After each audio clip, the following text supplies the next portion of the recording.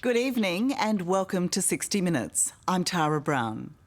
Be warned, the man you're about to meet is not to be believed or trusted. Goran Markovic is a con artist and very good at being very bad.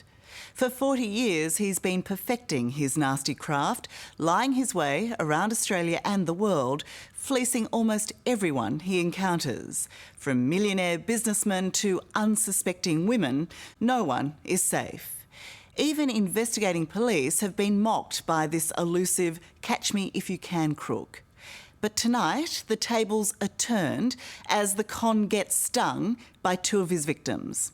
Goran Markovic is finally caught, and it's all on camera.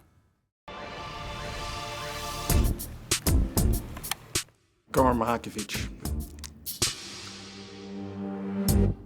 Capable. Conniving. He's an old-fashioned con man who exploits people's weaknesses, and he defrauds them of everything they got. This is Goran Markovic, a man who makes his living robbing the unsuspecting and the trusting. You're a con artist, you're a liar, I'm not. and you are a thief. Yes, you are. No, I'm not actually. You are a convicted fraudster.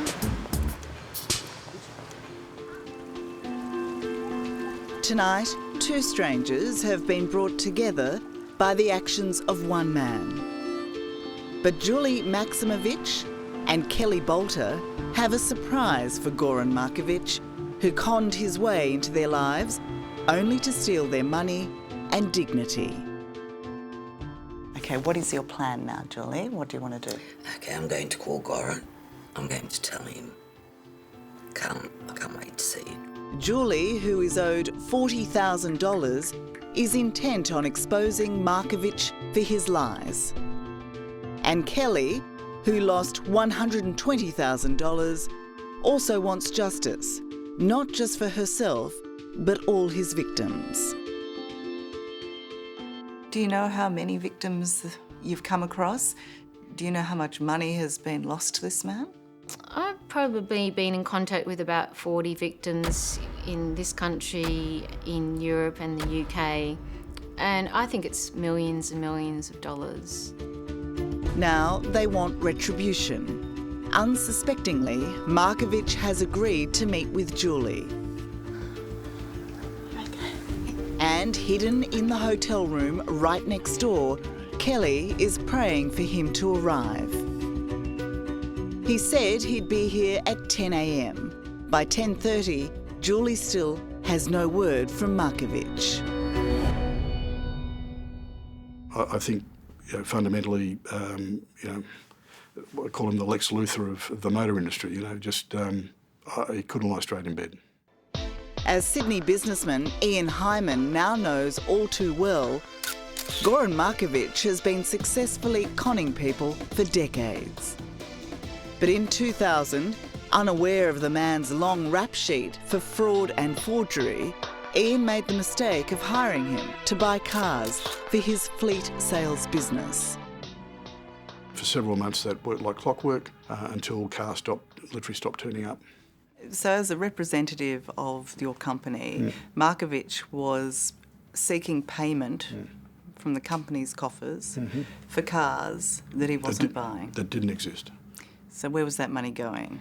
It went into a bank account. We don't know where that bank account was. When we couldn't work out where the vehicles were, and it was obviously there'd been a fraud. According to Ian, it was a devastating fraud. Markovic stole nearly $500,000 by putting in bogus invoices. But the true cost of his scam was much more.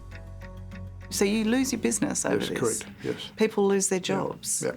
How much did that cost you in the end? Ended up totaling close to 1.6, 1.7 million. What other members of the community have you come across that have been fleeced by this man? Professionals, the car yard dealers, banks. In 2002, Detective Bob Brisby was called in to investigate yet another Markovic con. This time, he'd netted nearly $80,000 scamming close friends. Detective Brisby got his man, but Markovic got bail, saw his chance and skipped the country. And when I went to pick him up, couldn't find him. And a day or two later, just sitting in the office, I got a phone call. And it was Goran saying, "Bob, just wanted to let you know that I was too good for you. I've gone from the country. So, and you'll never get me and I'm never coming back." I said, "Yeah, fair cop, Goran, okay. Might not be this week, this month or this year, but I'm sure we'll meet again." For the past 15 years, this tenacious copper has been on Markovic's tail, keeping track as he crisscrossed the world.